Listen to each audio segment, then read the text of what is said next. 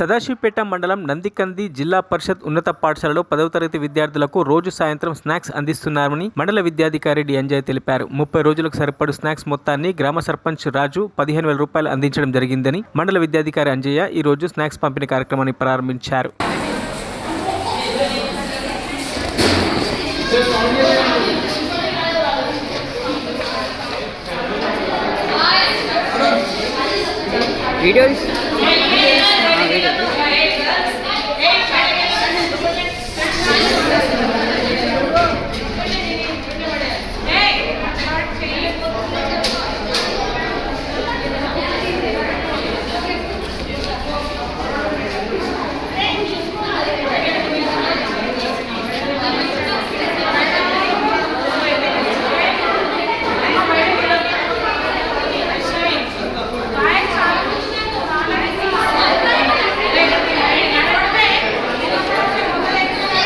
మరిన్ని అప్డేట్స్ కోసం మా ఛానల్ని సబ్స్క్రైబ్ చేయండి.